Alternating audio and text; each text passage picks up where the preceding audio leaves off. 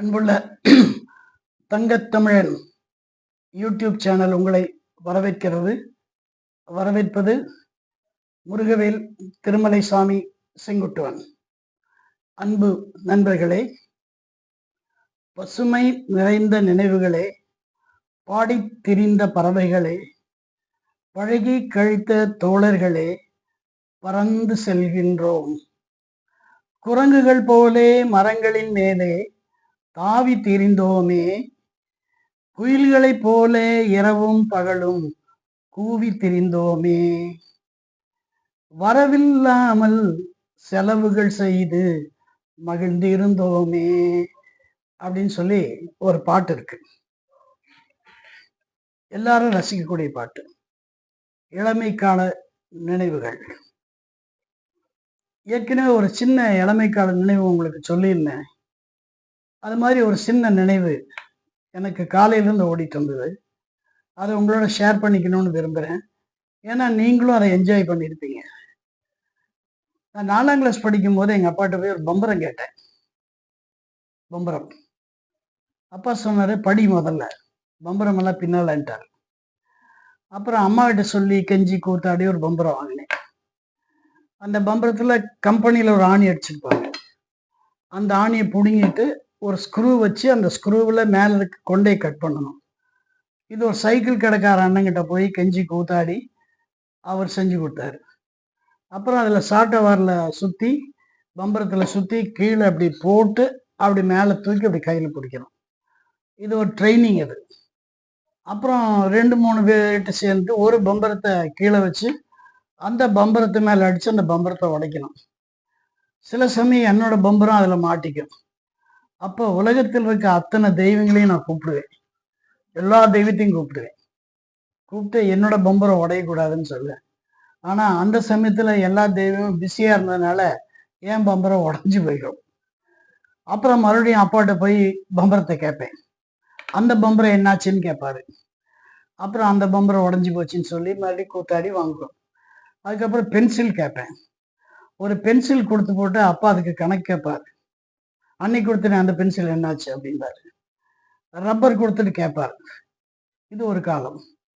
அப்புறம் கொஞ்சம் முடிஞ்சு கொஞ்சம் 7ஆம் கிளாஸ் 8ஆம் கிளாஸ் வந்த உடனே பசங்களோட கிரிக்கெட் விளையாடுவோம்.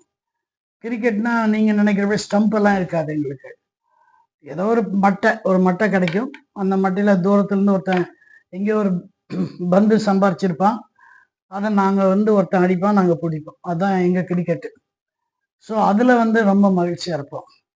அப்புறம் மழை பெஞ்சுன்னா மழையில் நனைகிறதுல ரொம்ப பிடிக்கும். அப்பா அம்மாலாம் திட்டுவாங்க, சளி பிடிச்சிக்கும்னு சொல்லுவாங்க. இருந்தாலும் மழையில் நனைவேன். அந்த மழை துளி உடம்புல படும்போது அவ்வளோ சுகமாக இருக்கும். அப்புறம் சளி பிடிக்கும், அப்புறம் காய்ச்சல் வரும். அப்புறம் டாக்டர் ராமநாதன்கிட்ட போகும். அப்புறம் அவர் மருந்து ஒன்று கொடுப்பார், சிகப்பு மருந்து. அதை குடிப்போம். 3 நாளில் சரியாக போயிடும். அப்புறம் மறுபடியும் கொஞ்ச நாள் கழித்து மழை வரும். அப்புறம் நனைஞ்சோம்னா சளி பிடிக்காது. ஸோ இப்படி வாழ்க்கை ஓடிட்டு இருந்துச்சு. அதுக்கப்புறம் மேலே படித்து எல்லாம்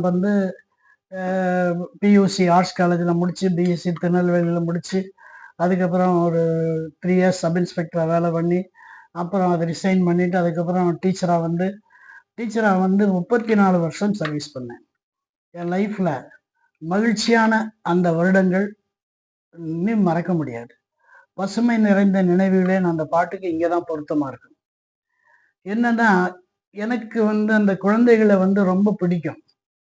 அதுக்காக ரொம்ப செல்லம்லாம் கொடுக்க மாட்டேன். என்னுடைய தோற்றம் அவங்களுக்கு பயமாக இருக்கும். ஆனால் எங்களோட பழகிடுச்சுன்னா எல்லா குழந்தைகளும் ஃப்ரெண்ட் ஆகிடும். எல்லா குழந்தைகளும், சின்ன குழந்தையிலேருந்து பெரிய குழந்தை வரைக்கும் எல்லாம் என்கிட்ட ஃப்ரெண்ட் ஆகிடும். அப்புறம் அது எங்களுக்கு 10th ஸ்டாண்டர்ட் வரைக்கும் இருந்துச்சு. அப்புறம் 11th 12th வந்துச்சு. 11th 12th வரும்போது நான் தலைமை ஆசிரியர் ஆகிட்டேன். அந்த 10th வரைக்கும் இருக்கும்போது எனக்கு 9th 10th கிளாஸ் கொடுப்பாங்க. 9th 10th science, maths, English ஏதாவது கொடுப்பாங்க. அது சில சமயம் டீச்சர்ஸ் வரலன்னா அவங்களே ஓடி என்னை கூப்பிடுவாங்க. சார் டீச்சர் வரல, வாங்க அப்படின்னு கூப்பிடுவாங்க. நான் லீவ் போட்டேன்னா பிள்ளைங்கள்லாம் என்கிட்ட சண்டைக்கு வரும், கோவிச்சுக்கு போங்க சார், ஏன் சார் வரல, போங்க சார் அப்படின்னு பிள்ளைங்க. பசங்க வேலை உரசுவானுங்க, ஏன் சார் வரலன்னு உரசுவானுங்க. ஏன்டான்னு கேட்டால் உங்கள் பீரியடெல்லாம் மேத்ஸ் டீச்சர் வந்துட்டாங்க அப்படிம்பாங்க. அப்புறம் ஒரு கிளாஸுக்கு போனோன்னா அந்த கிளாஸில் வந்து என்னுடைய மோட்டோ வந்து 40 நிமிடங்கள் இருக்கணும். 30 நிமிடங்கள் கோச்சிங், 10 மினிட்ஸ் வந்து அவுட் ஆஃப் கோச்சிங். அதாவது சிலபஸ்ல இல்லாமல் வெளியில் இருக்க பகுதிகளை பற்றி பேசுவேன். அன்னைக்கு என்ன ஸ்பெஷாலிட்டி அதை பற்றி பேசுவேன். அதனால குழந்தைகள் வந்து என்னுடைய அந்த நான் 30 நிமிஷங்களை நல்லா லைக் பண்ணுவாங்க. அந்த 10 நிமிஷங்களுக்காக அந்த 30 நிமிஷங்களுக்கு காத்திருப்பாங்க. அப்படி போச்சு. அப்புறம் எனக்கு சில தின்பண்டங்கள் நல்லா பிடிக்கும் அப்படின்னு சொல்லி தெரியாம கிளாஸ்ல சொல்லிட்டேன். இப்போ நான் பேசிட்டு இருக்கும்போது கேஷுவலா பேசும்போது பசங்க பிள்ளைங்கெல்லாம், சார் நீங்க என்ன சார் லைக் பண்ணி சாப்பிடுவீங்க அப்படின்னு கேட்டாங்க. சும்மா இருக்காம வாய் சும்மா இருக்காம நான் புளியோதரை சாப்பிடுவேன், எனக்கு ரொம்ப பிடிக்கும் அப்படின்னு சொல்லி சொன்னேன்.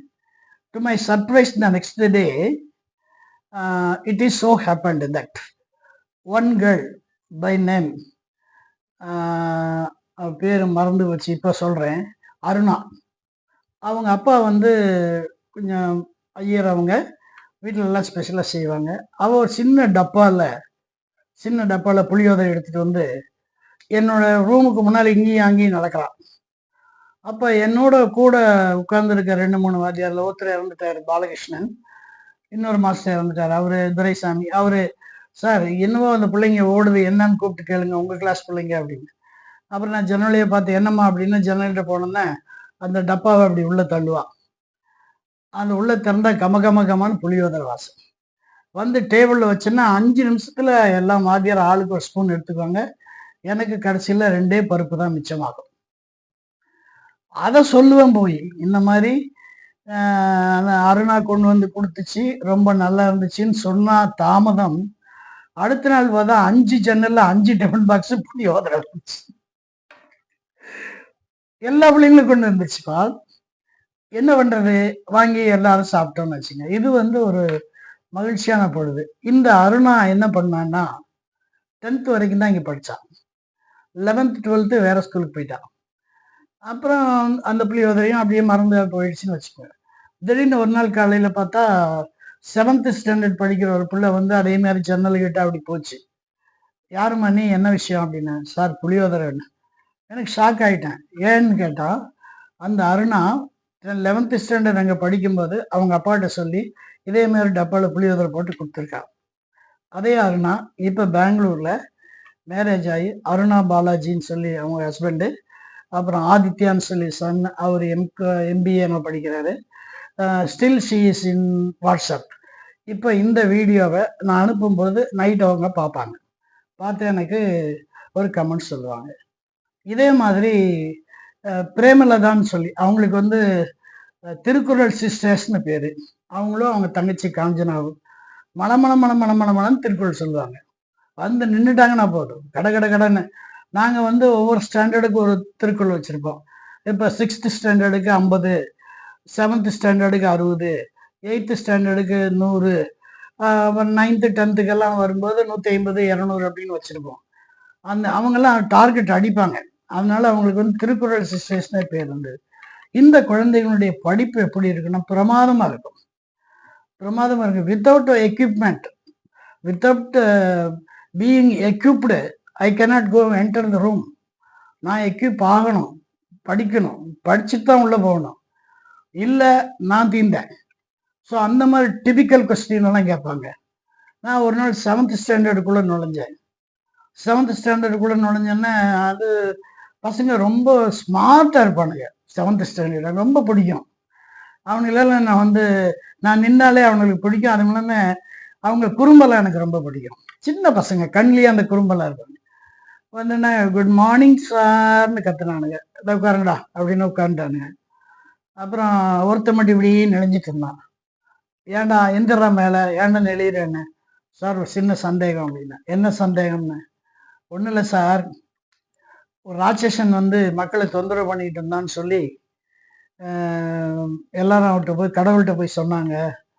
அதுக்குள்ளே அவன் என்ன பண்ணிட்டான்னா பூமியை அப்படியே சுருட்டி ஒரு பாயா பண்ணி அதை கொண்டு இதில் என்னது சமுத்திரத்தில் உள்ளே வச்சுட்டான்னு சொன்னா அப்படின்னு. ஆமாம் அது உண்மைதான், அந்த கதை நானும் படிச்சிருக்கேன்னு.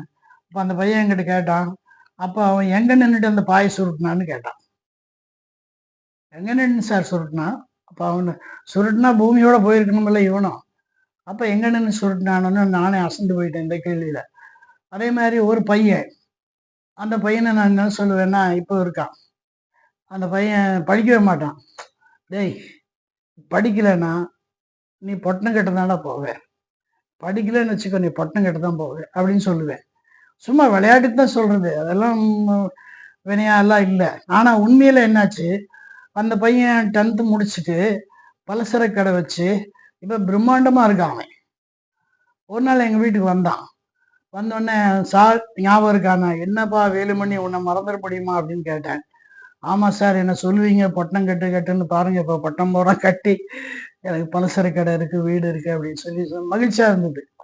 அதே மாதிரி இன்னொரு பையன் படிக்கவே மாட்டான். 10th வர வரைக்கும் முக்குன்னு முக்கி அவனை தூக்கி எப்படி 10th தாண்ட வச்சிட்டோம்.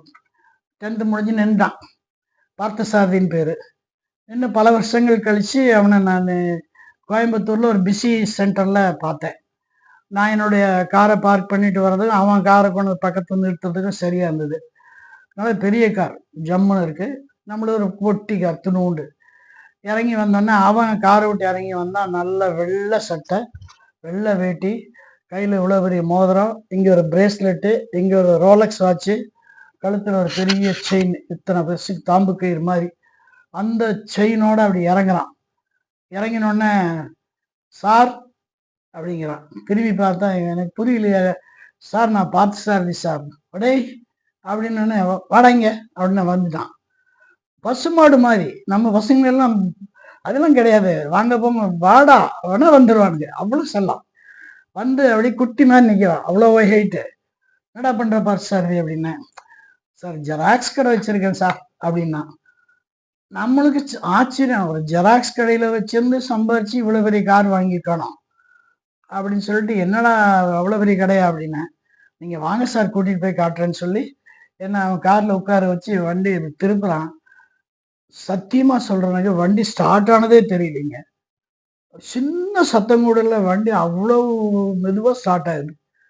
அப்புறம் அப்படியே ரிவர்ஸ் போட்டு எடுத்து அப்படியே வந்து ஒரு இடத்துல சுற்றி வண்டி நிறுத்திட்டு போனோன்னே ஒரு ஜெராக்ஸ் கடை கார்னரில், அதுக்கு பக்கத்தில் ஒரு ஜெராக்ஸ் கடை, அதுக்கு ஆப்போசிட்டில் ஜெராக்ஸ் கடை. இவன் ஜெராக்ஸ் கடையை பார்த்தா ஏசி ரூமெல்லாம் வச்சுருக்கான். உள்ளே போய் உட்கார்ந்தான். உள்ளே இங்கே ஒரு 10-20 பிள்ளைங்க ஜெராக்ஸ் எடுத்துகிட்டு இருக்கு. இவன் என்னை கூப்பிட்டு வந்து உட்கார வைக்கிறான். இதுக்கு நேரத்தை அப்படி 7-8 ஜெராக்ஸ் கடைகள் காற்று வாங்கிட்டு இருக்கு. நான் கேட்டேன், என்னடா இப்படி இருக்குது, என்ன சமாச்சாரம்னு. வெளியில் போய் படித்து பாருங்கள் சார், சிரமத்தை பார்க்காதீங்கன்னா. வெளியில் போய் படித்து பார்த்தா ஒரு போர்டு போட்டிருக்கு, பார்த்தசாரதி ஜெராக்ஸ் கடை. பார்த்தசாரதி ஜெராக்ஸ் கடை போட்டு கீழே, இங்கு இந்தியாவில் உள்ள அத்தனை மொழிகளிலும் ஜெராக்ஸ் எடுக்கப்படும் அப்படின்னு போட்டு இவன் பெயர் போட்டிருந்தது. சிரிப்பு வந்துடுச்சு. எல்லாம் ஒன்று தான், அவன் என்ன கொடுக்குறானோ அதாங்க ஜெராக்ஸாக வரும். ஆனால் அவன் அட்வர்டைஸ்மெண்ட் எப்படி பண்ணியிருக்கான், இங்கு இந்தியாவில் உள்ள அத்தனை மொழிகளிலும் ஜெராக்ஸ் எடுக்கப்படும் போட்டிருக்கான். மிச்சம் எல்லாம் ஜெராக்ஸ் எடுக்கப்படும் போட்டிருக்கான். சின்ன டெக்னிக் தான். ஸோ அது பெருசாக போச்சு.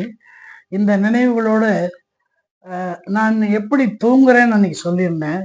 இப்போ ரொம்ப எபிசோட் ஜாஸ்தியாக போச்சு, நேரம் ஜாஸ்தியாகிடுச்சு. நாளைக்கு வந்து உங்களை எப்படி நான் தூங்கணும்னு சொல்லி கொடுக்குறேன். அம்மா மடியில் குழந்தை படுத்தா எப்படி தூங்குமோ அதே மாதிரி நீங்கள் படுக்கையில் படுத்தா தூங்குற மாதிரி உங்களுக்கு சொல்லித்தரேன். நிச்சயமாக சொல்லித்தரேன். அது ஒரு ரகசியம், பரம ரகசியம். ரகசியம், பரம ரகசியம். நாளைக்கு சந்திப்போம். இந்த எபிசோடை கண்டிப்பாக உங்களுக்கு பிடிக்கும். சப்ஸ்கிரைப் பண்ணுறீங்க, ஃப்ரெண்ட்ஸுக்கு ரெக்கமெண்ட் பண்ணுறீங்க, திரும்ப எனக்கு கமெண்ட்ஸ் கொடுக்குறீங்க. வாழ்க வளமுடன், வாழ்க வளமுடன், வாழ்க வையகம்.